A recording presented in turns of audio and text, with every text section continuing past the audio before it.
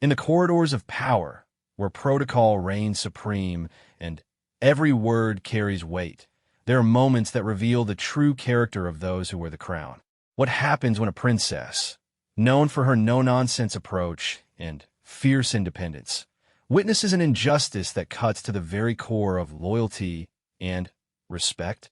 What unfolds when duty collides with conscience and royal protocol meets raw human emotion? This is not just another tale from the palace walls. This is the story of Princess and the Princess Royal, whose reputation for speaking her mind and standing her ground would be tested in ways that would echo through the halls of power for years to come. In a world where silence often speaks louder than words, and where hierarchy can crush the human spirit, one moment of confrontation would reveal the depths of character that lie beneath the royal facade. The stage was set for a collision that would challenge everything: authority, loyalty, respect, and the very foundations of what it means to serve. When the dust settled, everyone involved would be forever changed, and the ripple effects would remind us all that true leadership isn't about the crown you wear, but about the courage you show when no one expects you to act. Prepare yourself for a journey into the heart of royal duty, where one woman's unwavering principles would clash with institutional power, creating a moment that would be whispered about in royal circles for decades to come. The morning sun cast long shadows across the pristine grounds of Windsor Castle as Princess and prepared for what she believed would be another routine royal engagement. The year was 1987, and the Princess Royal had already established herself as one of the hardest-working members of the British royal family. Known for her practical approach to royal duties and her sometimes sharp tongue, and had earned respect not through charm or glamour, but through sheer dedication and an unwavering commitment to excellence. As she reviewed her schedule for the day and noticed an entry that made her pause, she was to inspect the ceremonial guard unit that had been recently assigned to Windsor Castle. These weren't just any guards. They were elite soldiers who had served with distinction in various conflicts, men whose loyalty to the crown was absolute and whose service record was impeccable. The inspection was meant to be a formality, a chance for the Princess Royal to acknowledge their service and perhaps exchange a few words about their duties. What and didn't know was that beneath the polished exterior of this routine engagement lay a brewing storm of institutional politics and personal vendetta that would soon explode into one of the most memorable confrontations in modern royal history. The trouble had begun weeks earlier when a new administrative official, Mr. Hartwell, had been appointed to oversee the castle's security operations. Hartwell was a career bureaucrat who had worked his way up through various government departments, accumulating power and influence along the way. He was known for his strict adherence to regulations and his belief that efficiency trumped all other considerations, including human dignity. Hartwell's appointment had not been without controversy. Many of the long-serving staff members found his methods harsh and impersonal. He had implemented new rules and procedures that seemed designed more to assert his authority than to improve actual security. His treatment of the guard personnel had been particularly troubling, as he seemed to view them not as elite soldiers deserving of respect, but as mere functionaries to be managed and controlled. The guards themselves had begun to whisper among themselves about Hartwell's behavior.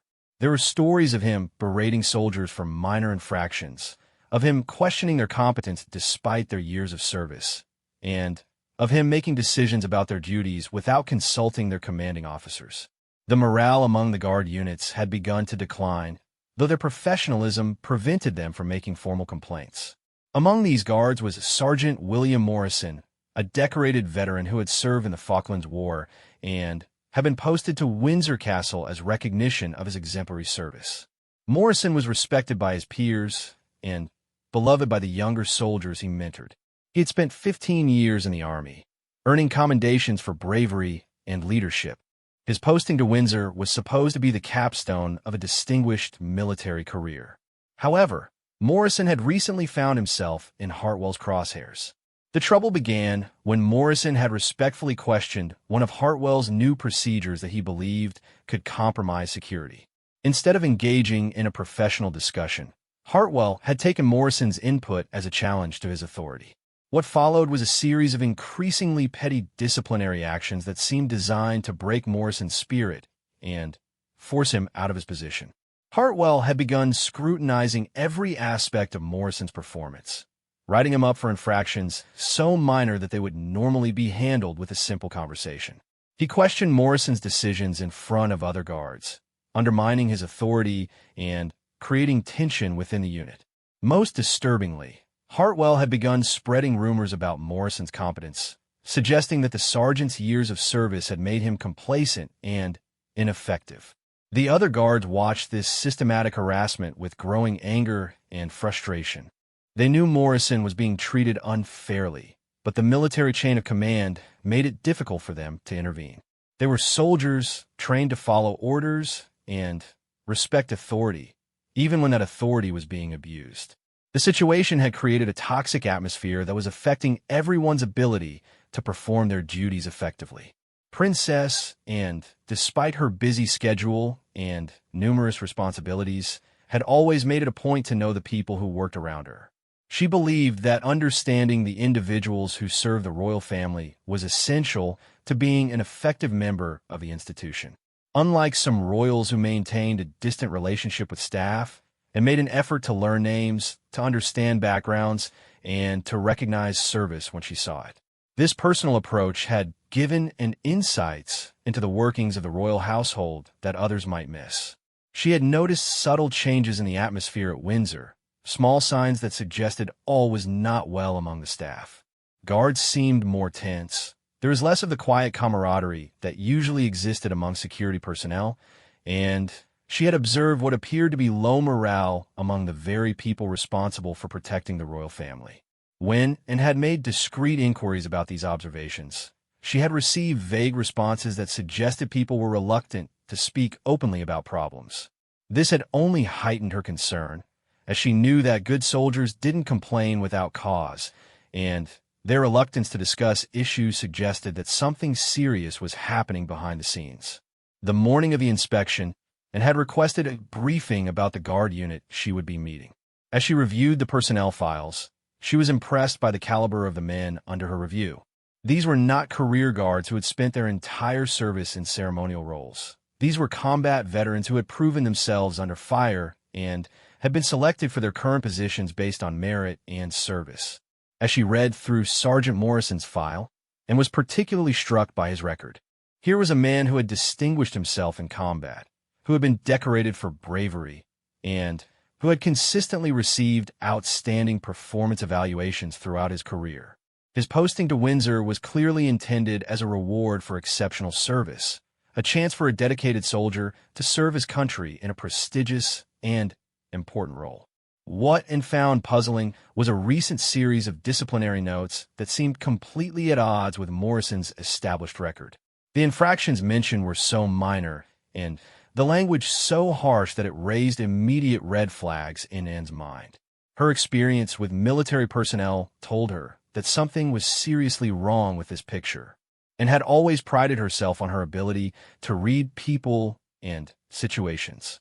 Years of royal engagements had given her an almost supernatural ability to sense when something was amiss, and her military background through her various honorary appointments had made her particularly sensitive to issues affecting service personnel. The disconnect between Morrison's historical record and his recent treatment suggested institutional problems that went beyond simple disciplinary issues. As she prepared for the inspection and made a mental note to pay particular attention to the interactions between the administrative staff and the guard personnel, she had learned that often the most important information about an organization's health could be gathered not from formal presentations, but from observing the subtle dynamics between different levels of authority. The castle staff had spent considerable time preparing for the Princess Royal's inspection. Every detail had been planned and rehearsed, from the exact positioning of the guards to the precise timing of each element of the ceremony. This was the kind of event that the royal household handled routinely, and everyone involved understood the importance of perfect execution. However, beneath the surface preparation, there were undercurrents of tension that threatened to disrupt the carefully choreographed proceedings. Hartwell had made it clear that he viewed the inspection as an opportunity to demonstrate his control over the security operations and to showcase the efficiency of his new procedures. He had issued detailed instructions about how every interaction should proceed and had warned that any deviation from his plan would be dealt with severely. The guards, meanwhile, were caught between their professional duty to perform flawlessly during the inspection and their growing resentment toward Hartwell's treatment of their colleague. They respected Princess and wanted to honor her with their best performance.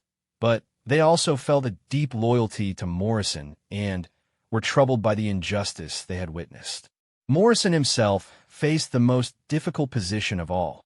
As the subject of Hartwell's harassment, he knew that any mistake during the inspection would be magnified and used as further ammunition against him. At the same time, his pride as a soldier demanded that he perform his duties with the same excellence he had always maintained, regardless of his personal situation. The stage was set for a confrontation that would test everyone involved. Princess, and with her strong sense of justice and her commitment to the people who serve the royal family, was about to encounter a situation that would challenge her ability to balance royal protocol with personal conscience.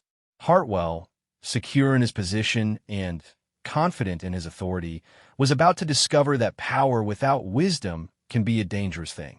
The guards, caught between competing loyalties and institutional pressures, were about to witness a moment that would remind them why they had sworn to serve not just the crown as an institution, but the values and principles that the crown was supposed to represent. And Morrison, the dedicated soldier whose only crime had been to speak truth to power, was about to discover that sometimes help comes from the most unexpected sources. As the morning progressed and the time for the inspection approached, none of the participants fully understood how profoundly this encounter would affect them all. What began as a routine royal engagement was about to become a defining moment that would be remembered and discussed for years to come, a moment when the true meaning of leadership, loyalty, and justice would be put to the ultimate test. The inspection began precisely at 11 o'clock, as royal protocol demanded. Princess Anne arrived at the designated courtyard wearing her military-style dress uniform, complete with the various medals and honors she had accumulated through her numerous honorary military appointments. Her bearing was confident and professional, reflecting both her royal status and her genuine respect for military service. Hartwell had positioned himself prominently near the entrance, clearly intending to serve as the primary interface between the Princess Royal and the guard personnel. He had prepared a detailed briefing that he planned to deliver, highlighting what he considered to be the improvements he had made to the security operations. His demeanor radiated self-satisfaction, and he seemed to view the inspection as an opportunity to showcase his administrative prowess. The guards had assembled in perfect formation, their uniforms immaculate, and their bearing exemplary despite the internal tensions they were experiencing. Years of military training had taught them to compartmentalize personal feelings when duty called, and they were determined to honor both their service and their Princess Royal with a flawless performance.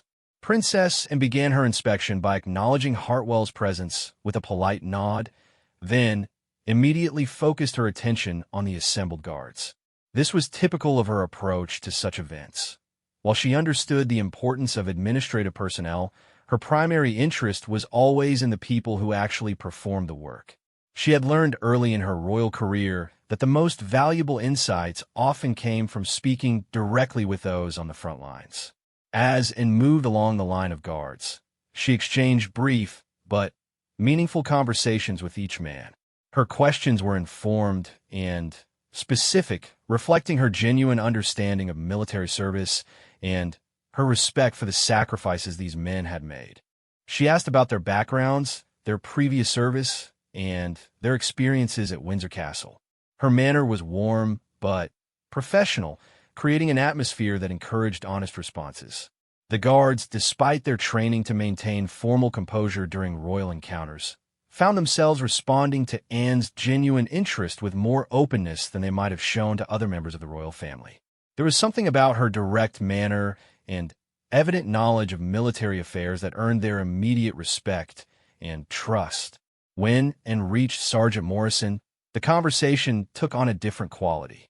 Morrison's service record had impressed her during her briefing, and she was eager to speak with someone of his experience and background.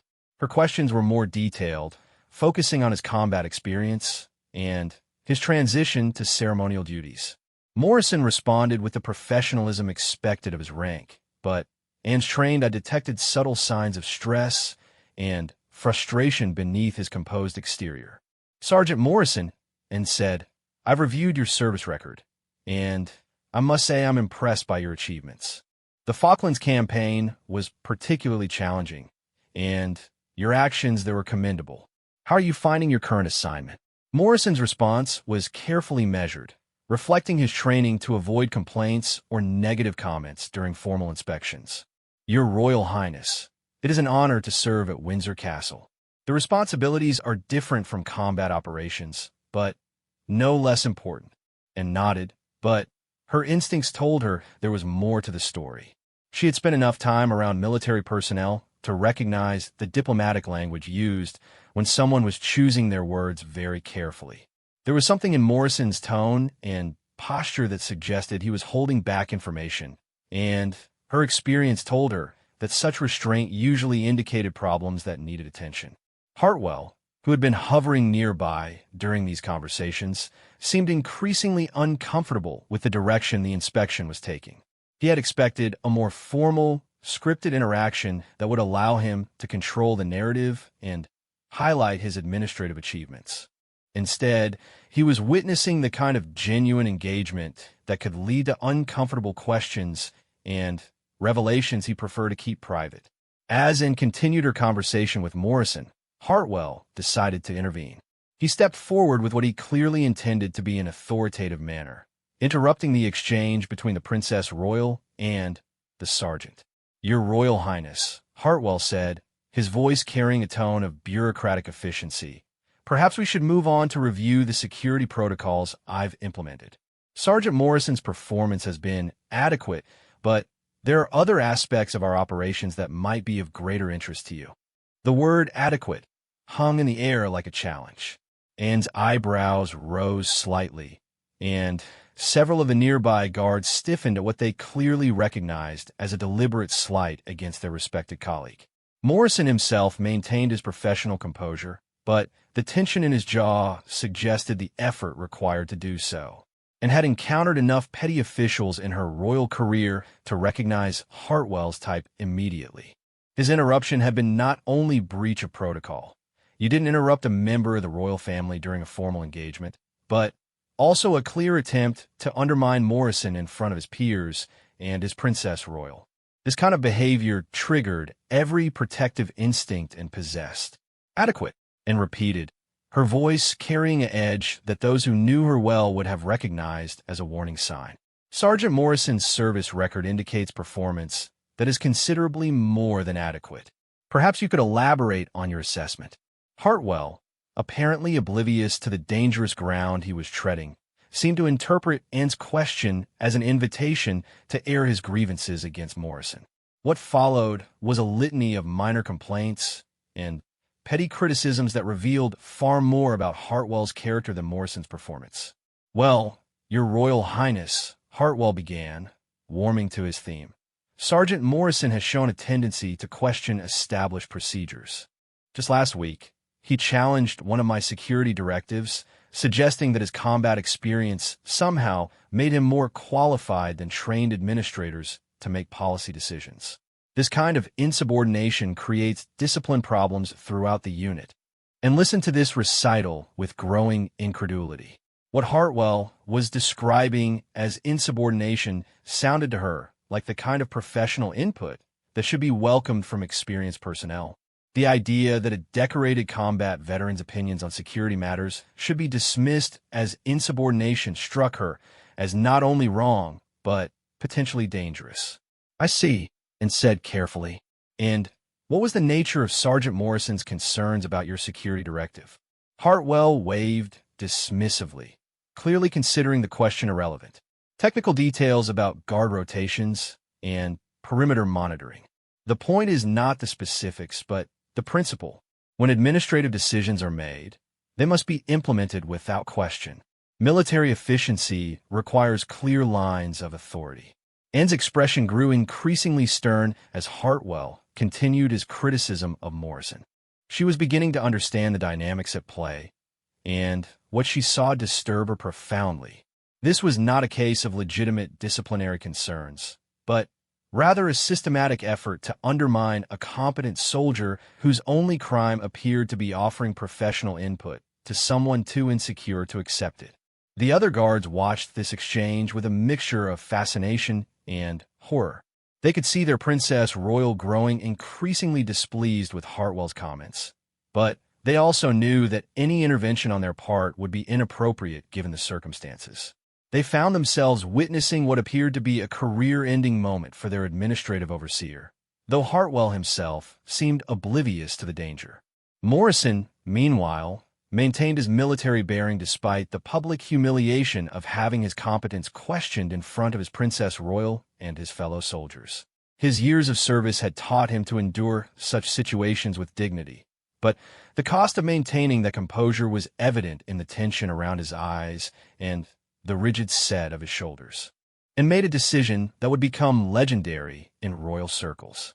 Rather than allowing this injustice to continue, she chose to address it directly and publicly. Her next words would not only defend Morrison, but also deliver a lesson in leadership and respect that would be remembered for decades. "Mr. Hartwell," Anne said, her voice carrying the authority of generations of royal training and personal conviction, "I think there may be some confusion here about the nature of military service and the value of experience." Hartwell, still apparently unaware of his precarious position, smiled what he probably thought was a knowing expression. "Your Royal Highness, I understand that military personnel often believe their field experience gives them special insights, but modern security operations require systematic administration and adherence to established protocols." Anne's expression hardened into something that would have warned a more perceptive person to stop talking immediately. The guards around them could sense the gathering storm, and even those not directly involved in the conversation began to pay close attention to what was unfolding. "Mr. Hartwell," and continued, her voice now carrying unmistakable steel, "Sergeant Morrison's field experience includes combat service in defense of this realm. His insights into security matters are not opinions to be dismissed, but professional assessments that deserve serious consideration. The fact that you characterize his input as insubordination suggests a fundamental misunderstanding of military culture and the value of experienced personnel." The color began to drain from Hartwell's face as he finally began to comprehend that this conversation was not proceeding as he had intended. He had expected royal support for his administrative authority, not a defense of the subordinate he was trying to discredit. His mouth opened and closed several times as he struggled to find words that might salvage the situation, and was not finished.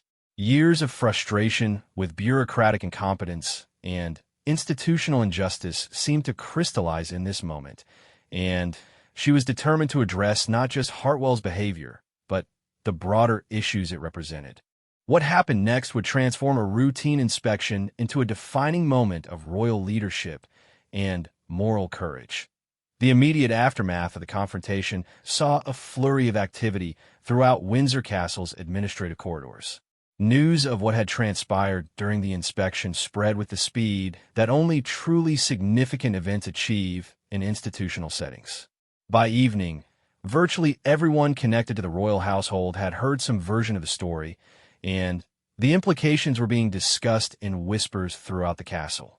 Hartwell retreated to his office immediately following the inspection, his mind reeling from the public humiliation he had experienced. The career bureaucrat who had entered the day confident in his authority and secure in his position now faced the reality that his entire approach to personnel management had been publicly repudiated by a member of the royal family.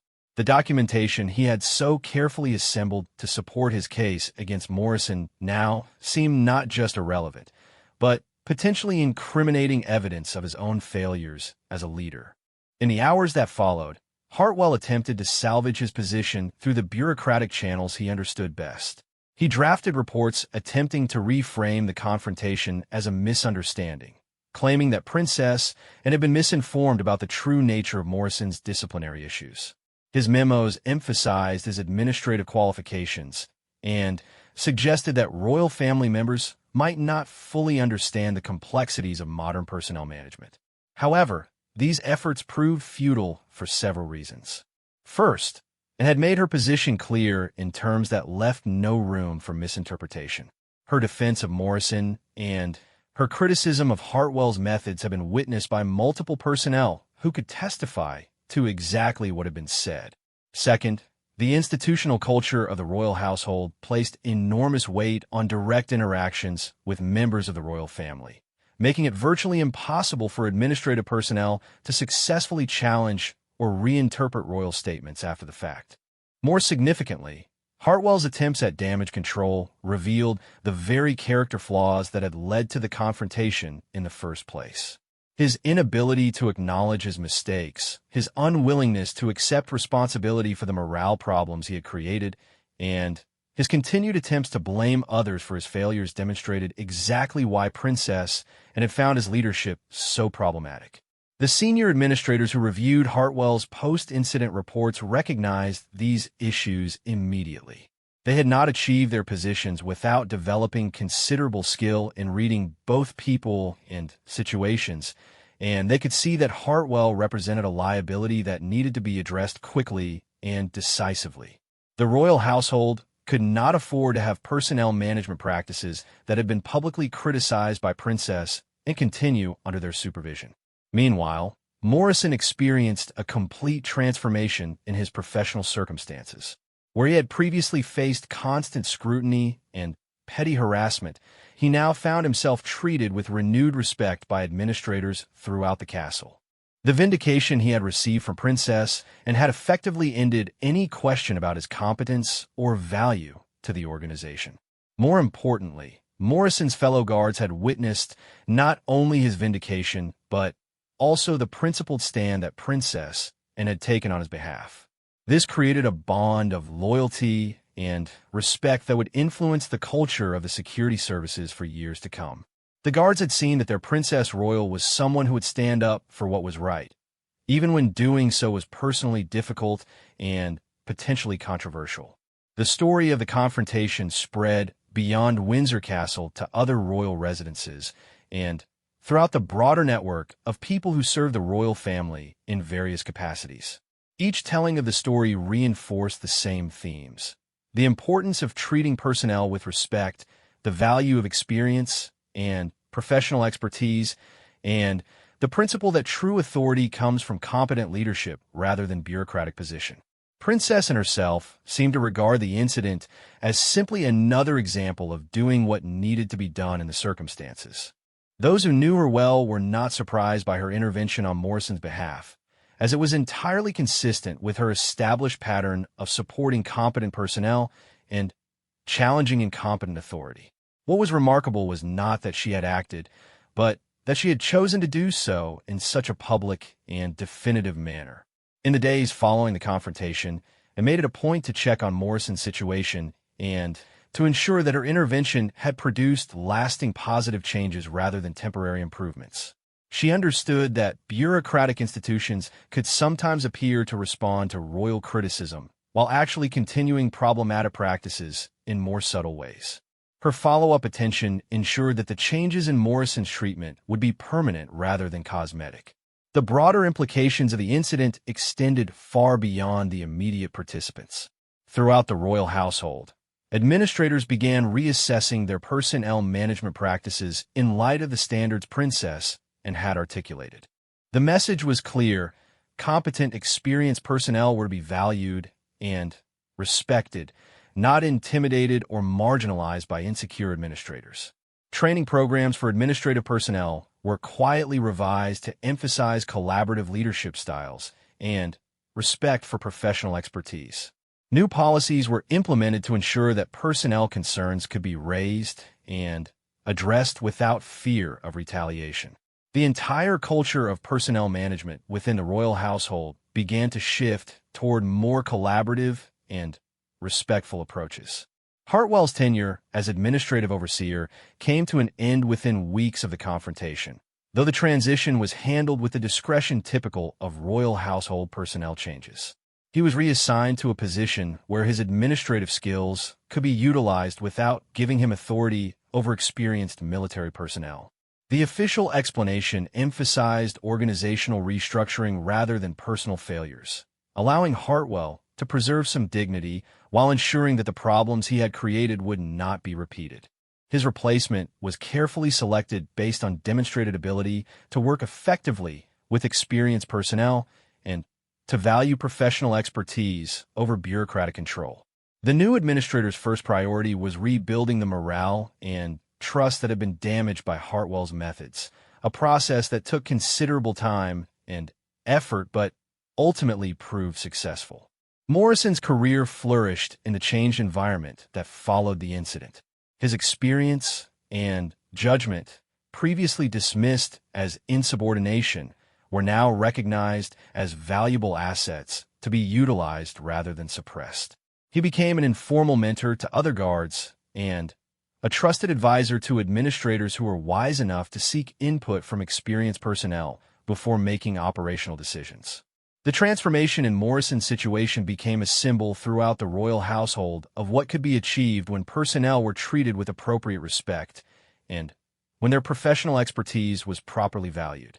His story was cited in training programs as an example of how good people could be driven away by poor leadership and how proper leadership could restore and enhance their contributions. Years later, Morrison would reflect on the confrontation as the turning point not only in his own career, but in his understanding of what it meant to serve the royal family. He had learned that his service was valued not just for its ceremonial aspects, but for the professional expertise and dedication he brought to his duties.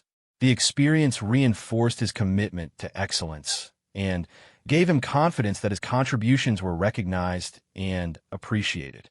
The incident also had lasting effects on Princess Anne's relationship with the security services and other personnel who served the royal family. Word of her willingness to stand up for justice and dignity spread throughout the organization, earning her deep respect and loyalty from people who might otherwise have viewed royal family members as distant figures with little understanding of their daily challenges. This respect translated into enhanced security and service quality throughout the royal household. Personnel who knew that their princess royal valued their contributions and would support them against unfair treatment were more likely to go above and beyond in their duties. The incident created a positive feedback loop that improved both morale and performance throughout the organization. The confrontation between Princess and Anne Hartwell became part of the institutional memory of the royal household, a story told to new personnel to illustrate the values and principles that the organization represented. It served as a reminder that true leadership requires moral courage, that authority must be exercised responsibly, and that every person's dignity and contribution matters regardless of their position in the hierarchy. In the broader context of royal history, the incident represented something significant about Princess Anne's approach to her role and responsibilities. She had chosen to use her position not to maintain comfortable distance from institutional problems, but to actively address injustice when she encountered it. This demonstrated a conception of royal duty that emphasized moral leadership over ceremonial function. The legacy of that day at Windsor Castle continued to influence personnel policies and leadership practices throughout the royal household for decades. The principles Princess Anne had articulated, respect for professional expertise, the value of experienced personnel, and the responsibility of authority to serve rather than dominate, became foundational elements of institutional culture that guided decision-making long after the immediate participants had moved on to other roles. For those who witnessed the confrontation, it remained a defining example of leadership in action, a moment when abstract principles of justice and dignity were translated into concrete action that changed lives and improved an institution. The memory of Princess Anne's courage in standing up for what was right, even when doing so was personally uncomfortable, continued to inspire others to act with similar moral courage when they encountered injustice in their own spheres of responsibility.